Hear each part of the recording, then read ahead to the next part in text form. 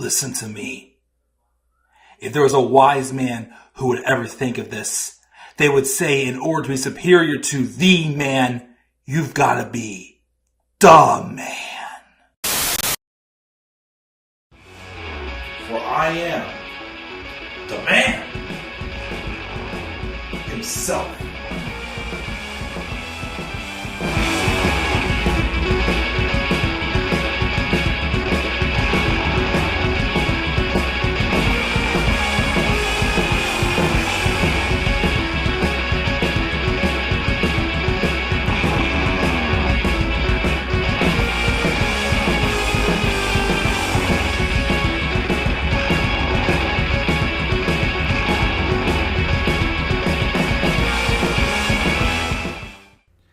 And hello all. How y'all doing on this Thursday evening?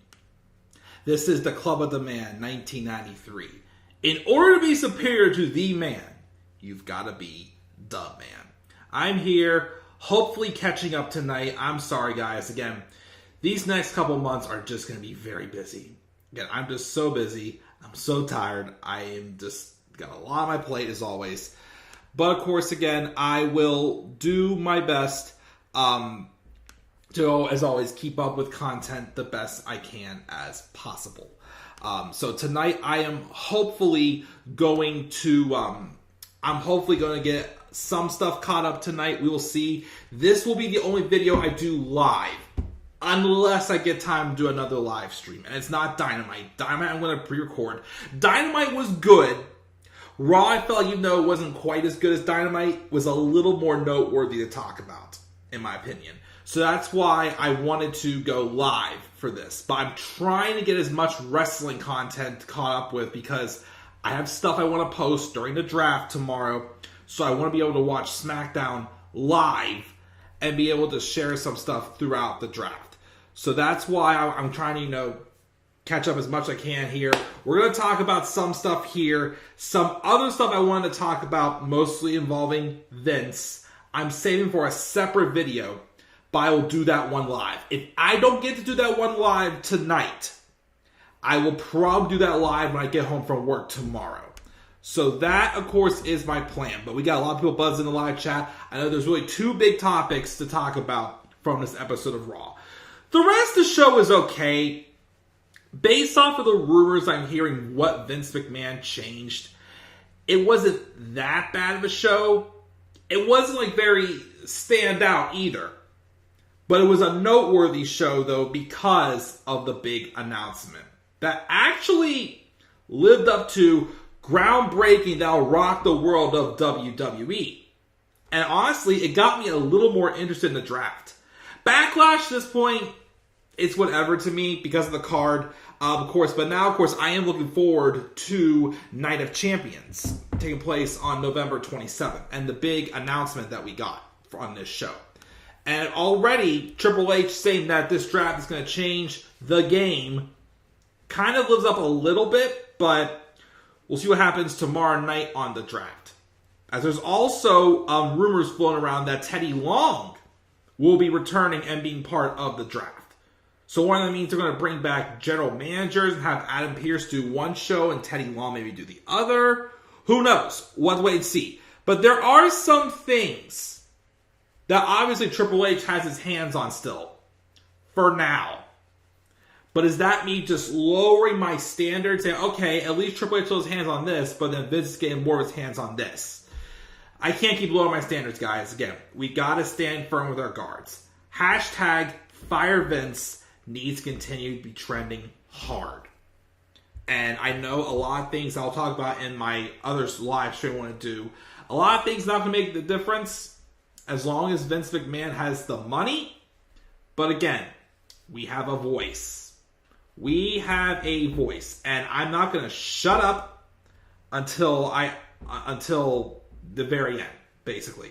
I'm going to fight the best I can, stand for what I believe in as far as what's going on with this company, but we'll save more of that for my rant video for a separate video.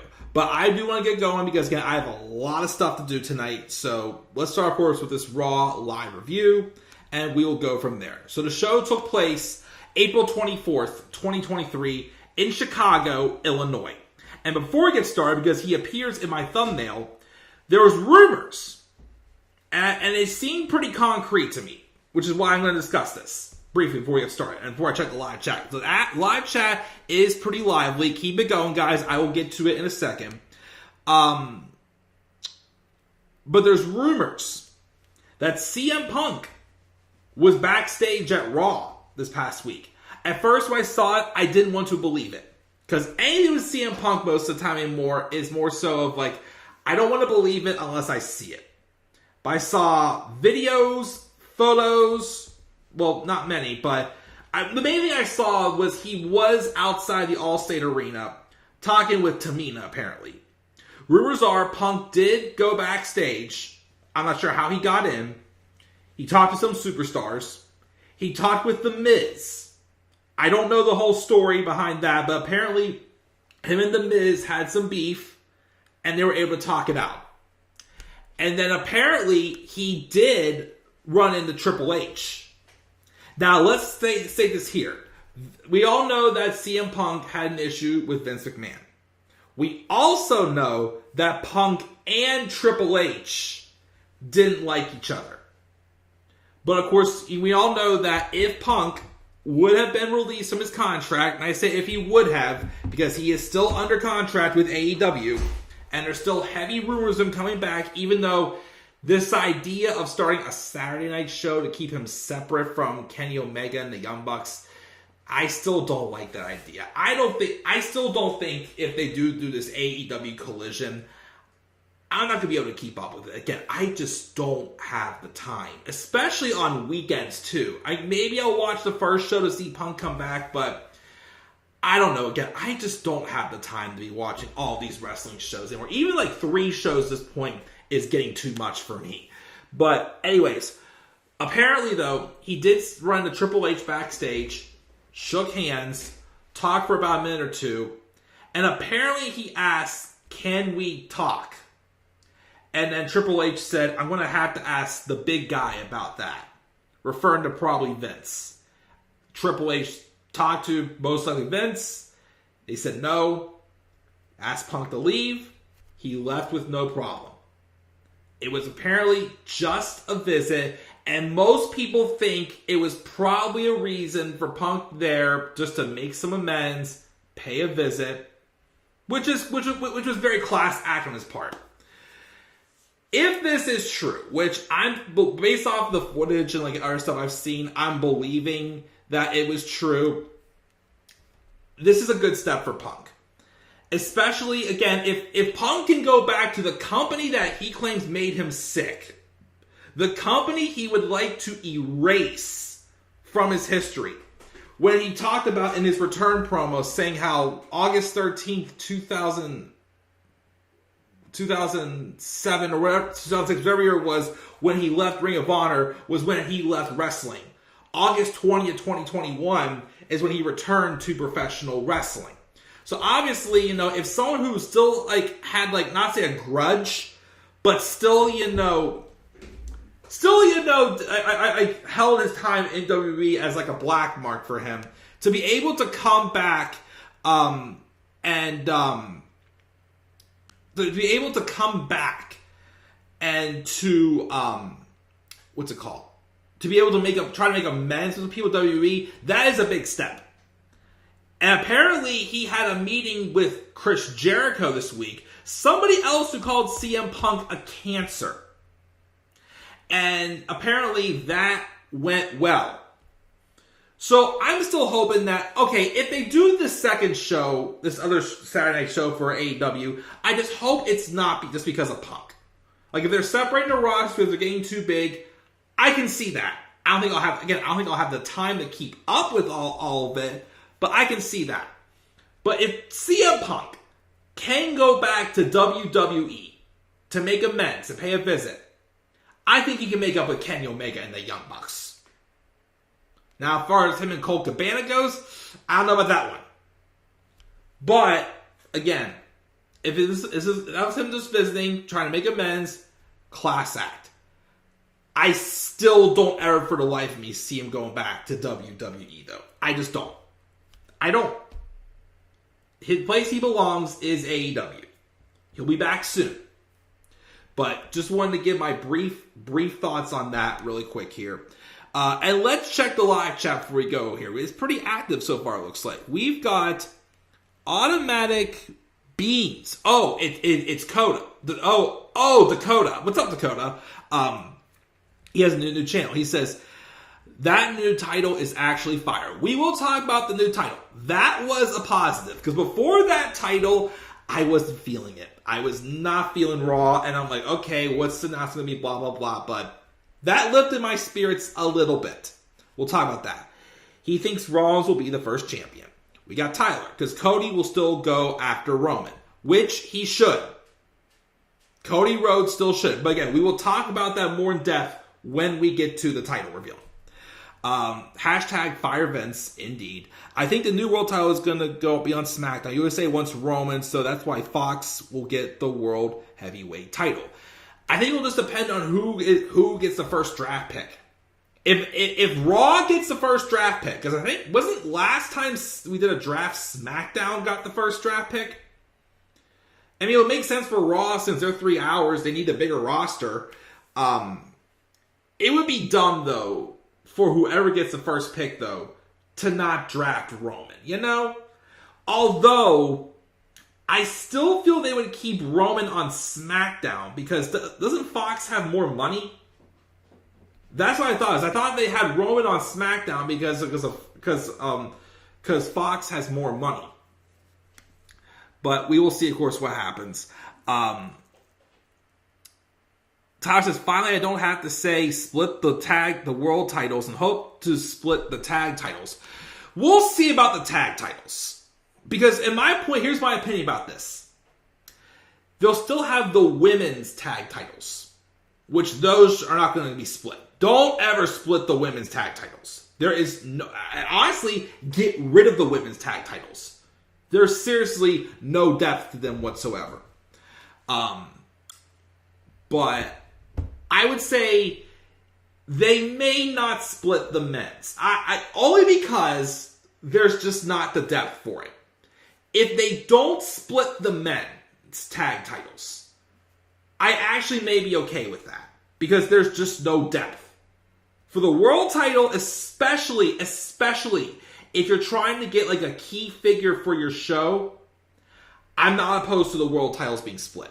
Especially if we have Roman Reigns, and they even emphasize this, having special privileges to be able to spend less and less time on TV. I agree. I do think they should. They may not split the men's tag titles. But, of course, we will see what happens. If they don't, though, get a new belt for it. Make a new belt. Same with, with Roman's titles. I mean, they could just, drop the Universal title and just keep the WWE title, but we'll see how that goes. Anyways. Wrestling News 365. What CM Punk, is CM Punk back at WWE or no? Because I would love to see him and Roman Reigns go on it if Triple H ever got on the right. Not sure where he's trying to stay there, but I still don't think Punk's going back to WWE. I just still don't see it happening. You think AJ Styles returns in this year's draft, and where has the OC been? Luke Gallows and Carl Anderson. I don't know. I mean, he could come back. It's possible he could come back. Because we're supposed to be out until after May, and they said I think there's a chance he could be back. If not, I would say by June he'll be back. Unless, here's the thing. If Seth Rollins does go after the World Heavyweight title, Roman needs somebody to fight at Night of Champions.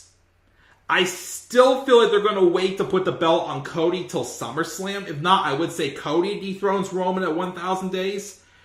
If not, give it to AJ Styles. How have we had this title reign for Roman Reigns without him versus AJ Styles? I don't get it. That should have been a match Roman has had as champion. We need to see heel Roman versus face AJ Styles. Because the only time those two have ever fought one-on-one was in 2016 when Roman Reigns was still the shove down your throat babyface. And then, hold on one second.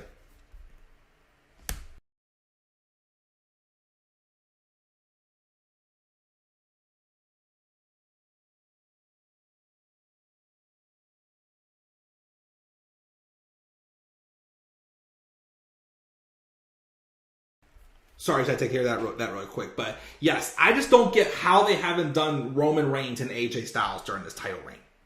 Again, the last time they did them, the both of them were still the shove down your throat babyface, and AJ Styles was just getting started in WWE.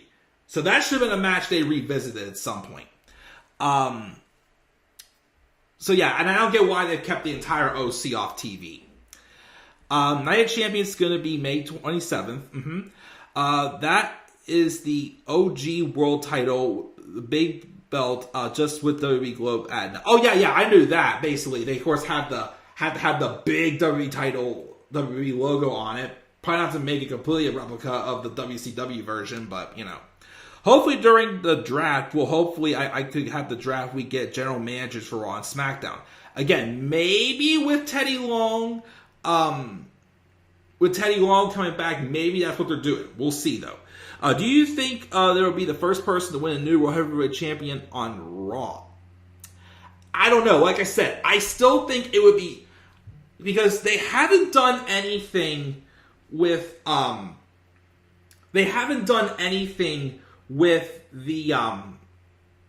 with who gets the first pick, Raw or SmackDown, or announce anything yet. I just still say it would be stupid for whoever gets the first pick to not draft Roman.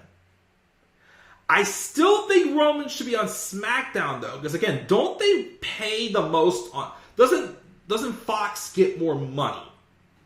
So I don't know what they're going to do as far as that goes. Dakota heard Orton is rumored to be coming back next Monday. I don't know. Like I said, I still hear his back's pretty bad, so I'm still not sure about that, but we'll see. Roman's better off on Raw than on SmackDown and put AJ Styles on SmackDown. As I said on Twitter, also I've said this many times, I would love to see AJ go back to SmackDown, but again, I've heard rumors a couple years ago that AJ was only put back on Raw. Because remember, during the pandemic, he briefly got put back on SmackDown. But then he got drafted back to Raw, and apparently the reason why was because he wants to be able to be around for his kids' events on weekends. So, I still think AJ's staying on Raw because of that. AJ's going to be out for a while still. That sucks. These Triple H announcements are kind of getting ridiculous. Like him keep coming out like every week and announcing stuff like, okay, but you're really doing anything to boost up ratings. At least this one was worth it. This one, he got right to the point. It wasn't like the week after Mania where he basically kind of like, I don't know, it basically like, was Vince's mouthpiece. Basically, just my opinion. Now, NXT call-ups this year's draft. Who do you think from NXT should come up to the main roster for Raw or SmackDown? I think, based off of what I don't watch NXT, but apparently I heard Pretty Deadly basically got thrown into a lake and had to swim with the fishes, or whatever it was called now. I guess Pretty Deadly's coming. I'm not really super hyped about that. But I think it seems pretty clear that they're an obvious one. I think there is a chance Cora Jade is going to get called up, even though I feel like she should get a run with the NXT Women's Championship. So that could be, possible. She was on Main Event this week. Also, CM Punk came and talked with her. And funny enough, they had just released on social media that Cora Jade was a big CM Punk and AJ Lee fan.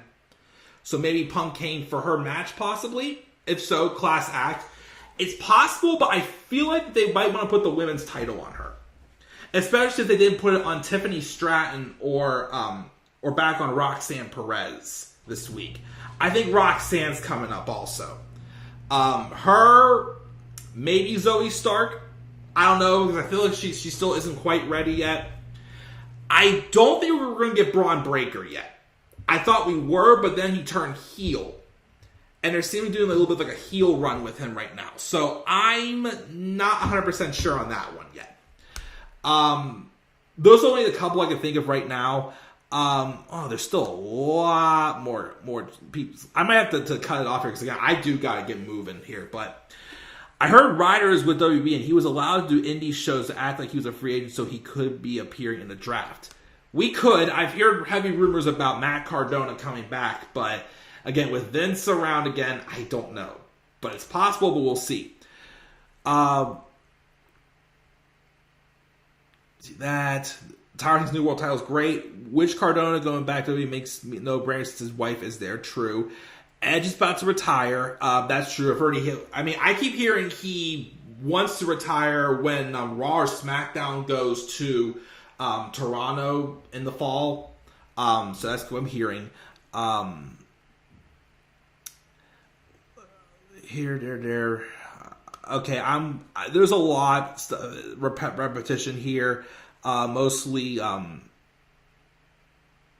all this and that. Okay, I would keep reading stuff, guys, but again, I do have to get moving. I have a ton on my plate tonight, and I've already done 20 minutes in this review, and I haven't talked once about Raw. So, if you guys want to keep stuff in the live chat, I'll get to my thoughts on the world title when I get to it, but I'm just going to fly through everything else, because there really wasn't too much other stuff on Raw. Again, I didn't hate it, but just some repetition.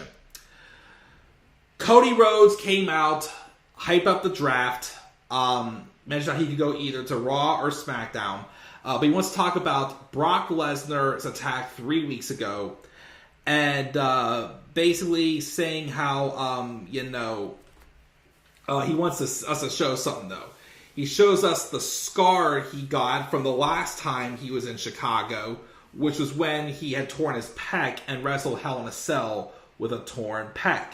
Basically said, Brock's beatdown's not going to keep him down. Because, look, a freaking torn a freaking torn pec didn't keep him down either. So he basically thanks, the crowd for, always being behind him, this and that. Finn Balor came out, and basically it was more so of like he was trying to get them to join the Judgment Day, but then Cody's like, nah, no thanks. And it's set up for a match later on in the night between Cody Rhodes and Finn Balor. Was solid. Cody, of course, got the win. They got to split up the Judgment Day. The big thing, though, was focused for the Judgment Day, though, was the fact that we're going to be getting Bad Bunny appearing on this episode to confront what I thought was going to be the Judgment Day, but apparently it's a little bit of a different route with that. But we'll talk about it. The Bloodline then defeated the Lucha World Order, Santos Escobar, Joaquin Wilde, and Cruz del Toro. In a solid match. We're seeing them fight a lot lately, though, but, apparently they're getting a lot of TV time because their merch is going very well. And they do deserve TV time. Again, I think, the portion of Legado del Fantasma has been pretty good since they came to the main roster. Of course, I do worry that eventually Vince is going to say, nah, forget them, we'll not move on from them. But there could be some leverage to them, though, based off where they go in the draft. But, the Bloodline do win with the 1D, and afterwards, the Usos get on the mic and say they had one bad night, and they're going to win the tag titles back on Friday on SmackDown. Which I have a bad feeling they probably will, because of the Saudi Arabia show for Night of Champions. But we'll see. Bianca Belair was interviewed backstage until she was interrupted by Damage Control, and they mock her, and then Io challenged her to have a match tonight, and I'm like, don't even think about doing this thing where you have a pay-per-view match, which they're going to fight at Backlash for the Raw Women's title. Fresh match, I like it. But then there's they're teasing they're going to do the match tonight. I'm like, don't go back to this. Don't go back to this. Vince, stop it, basically. But then Bianca said she's game, but then Bayley took her nose and turns it into a trios, a 6-woman tag match, which, fine, I'd rather have that. It was just, ended up being Bianca Belair and the women's tag champions, Raquel Rodriguez and Liv Morgan. They took on Damage Control, and if I'm not mistaken, I'm pretty sure they won. Did they? Let me see here. Yep, the babyfaces won because Damage Control does not win matches, as we saw. So we had that there. Then we have this backstage segment with Jey Uso talking on the phone about handling business and getting the W. When Sami Zayn rolls up. Sami Zayn is still, for some reason, obsessed with trying to get Jey Uso to just cut ties with the bloodline. He says, I'm not here to fight. I'm here, and he heard what he had to say tonight. But why did you dedicate your match to Roman Reigns? He doesn't think that's a little weird. They're not going to lose the titles. And what happens when he comes up short after putting Roman's name on the match? Like, why would you do that? Whatever happens is not going to be good, and he doesn't deserve that. Jey says, why do you care? Sam says, because I feel bad. And then Jey tells him, don't feel bad because they're going to win the tag titles, and we all made our choices. Then we have Trish Stratus cutting a promo, basically, explaining why Becky Lynch chose to stay home, because Becky got close to her and opened up to her, and the pressure of being on top of the women's division is just getting to her. So Trish says, I can see why you're staying home to stay out of your mood because you're cracking under the pressure, and you should be thanking Trish for that. Which the interviewer said, which I can't remember who the interviewer was at this point, says thank you. And Trish goes, see? It's not so hard to say thank you, basically. So, yeah, that was a modified segment. We'll talk about that in another video about what Vince modified on this episode of Raw. Hurt Business, then, Chad Gable. Cedric Alexander and Shelton Benjamin lost in a brief match to the Street Profits. That was a Vince match thrown in there randomly. Alright, let's skip over the Triple H. Well, actually, let's not do that. Let's talk about the big announcement. So Triple H comes out. And of course, again, I'm worried about what this is going to be. But with the draft come up on Friday, I'm like, let's see what this is. This is going to be just another, rah, we're not going anywhere, rah, introducing this person thing. Like, basically, I was worried for another Vince McMahon Triple H mouthpiece segment. But Triple H comes out and says he's had the privilege of competing at the highest level as a WWE superstar. And just, mention, all of his, accomplishments, including wrestling at this arena at WrestleMania 22, defending the WWE Championship against one of the greatest of all time, John Cena. And now he has the privilege of ensuring WWE is all it can be for generations going forward. Hopefully he'll continue to be doing that. He's out here to talk about Roman Reigns, the undisputed WWE Universal Champion, coming up on 1,000 days as champion. Incredible, unheard of in the modern era. He's defended the title against everybody, and he can say after seeing them all for 30 years, he can't name too many people that can hang with Roman Reigns. Roman's just that damn good. Which Vince would say otherwise, of course, even better than that. But anyways, along those 1,000 days, Roman did something very smart.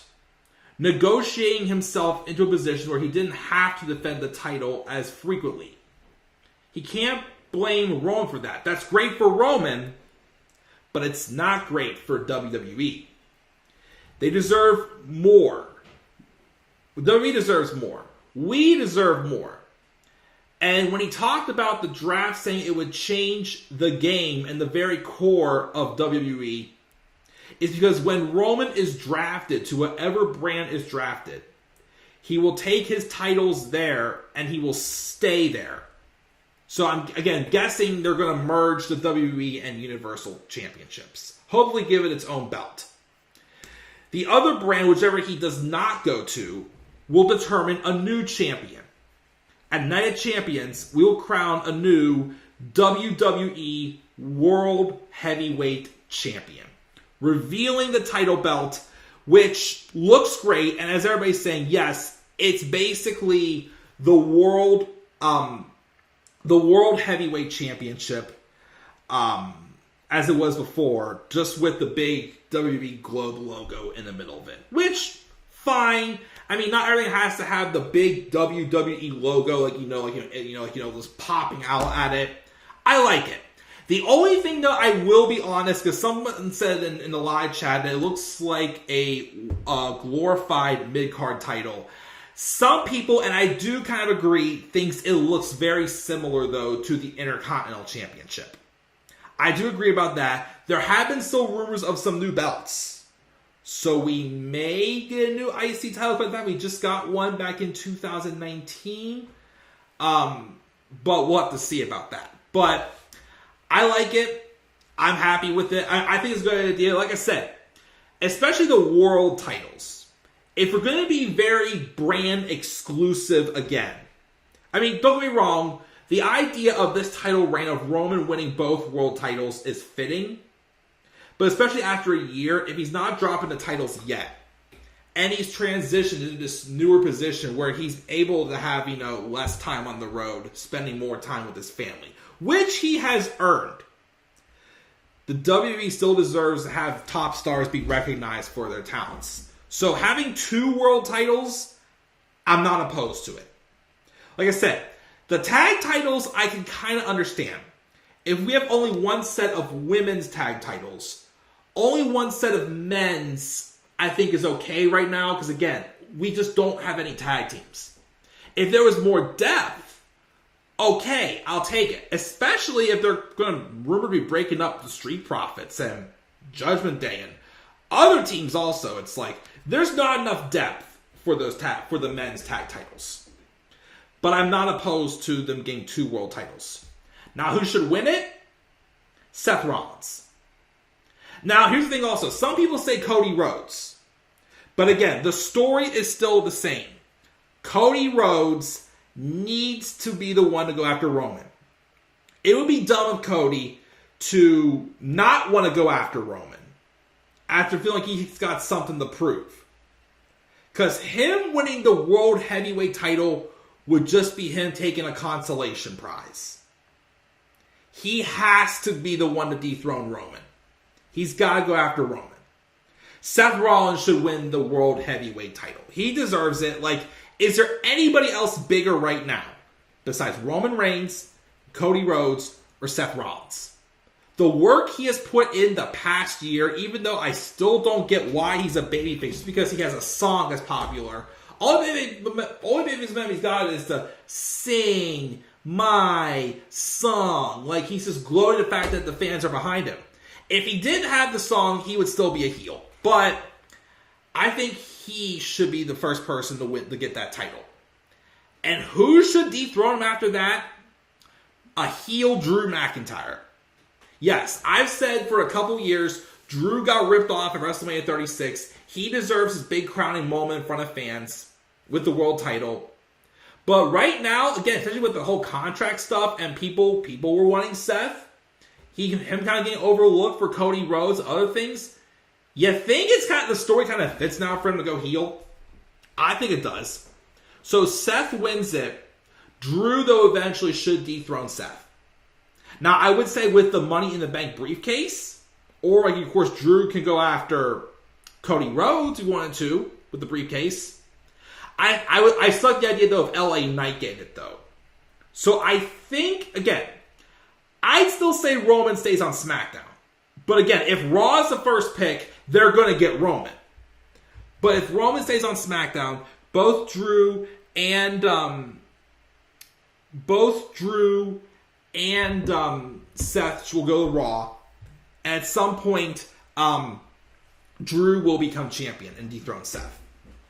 My prediction. But worthwhile announcement, I thought. I'm excited looking for it. And I like the design. I'm pretty sure if Vince... I mean, yes, maybe the WWE logo and all was a Vince thing, but them getting a more unique design. Like, this wasn't like a lazy, thing like, okay, fine, give him their title, but has to be red instead of this or something like that. Like, I'm sure if Vince is writing the show, he would have just stripped Roman of one of the titles. But since he didn't do that, then, you can tell Triple H still has a good hand on creative, but Vince is slowly getting more and more of that poison involved on it. Just saying. So, we got that. That was a great announcement. We had a segment backstage with Finn Balor. This is before his match with Cody. They're hyping up Bad Bunny coming to the show. We got a Bronson Reed hype video. The Bloodline backstage, Jimmy and Jay are talking strategy. But of course, Jay was distracted, and he tells him that he talked to Sammy, and he's like, basically, there was a promo with him, Bobby Lashley, and Bronson Reed getting involved. He also says how he should be the new World Heavyweight Champion, which, at some point I think he will get it. Bobby Lashley comes out, confronts Austin Theory. The only problem he has with Austin is that he's holding his title, and then they blah, blah, blah, calls him lazy. Austin then makes fun of him for not having a match at WrestleMania, and Lashley laughs it off before saying he should knock Austin's teeth down his throat. And then Bronson Reed comes out, and then he says a few things. They get in a brawl, and then Bronson Reed stands tall with the 747 splash and holds up the U.S. title. I'm predicting Bronson's going to win that title. I think if you want to get him going, give Bronson the title at Backlash. So that's what I'm hoping for. We see footage of Elias trying to whip Rick Boogs into shape. And then Chad Gable explaining the rules of the draft.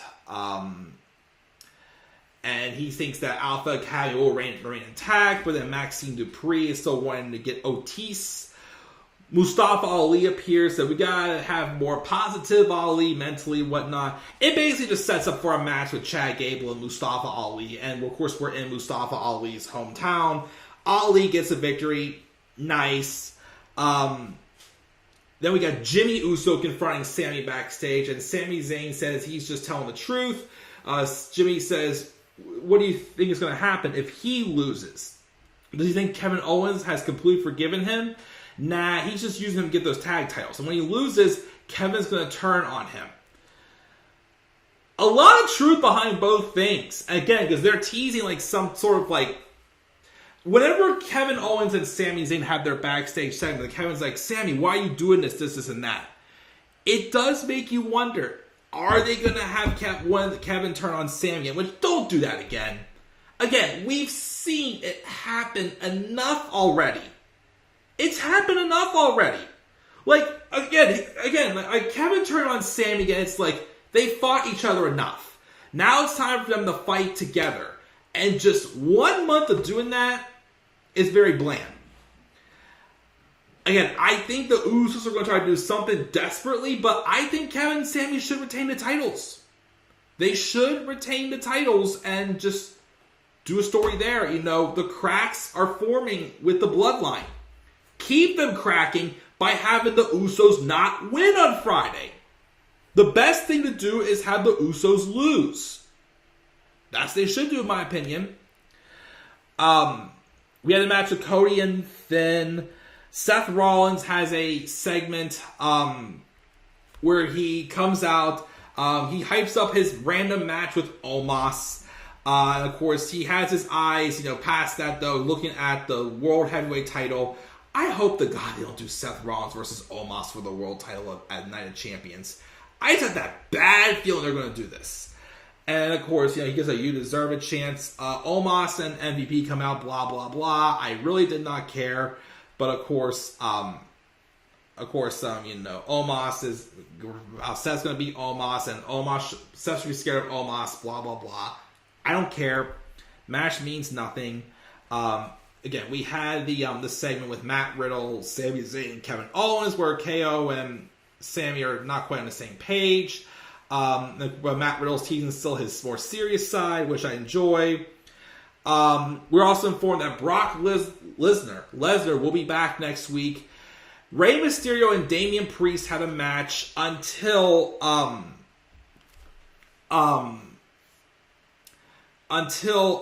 Damian Priest threw a chair at Rey, and it was a disqualification. Afterwards, Damian Priest hit the South of Heaven and goes to pull Rey out to the floor until Bad Bunny comes out. He arrives. He has a kendo stick, and then he basically he stares down Damian Priest, and then he sends Priest hammering with a kendo stick. But then Priest cuts him off on the table. Bad Bunny slips out of it and takes his leg out. And then afterwards, Priest runs away.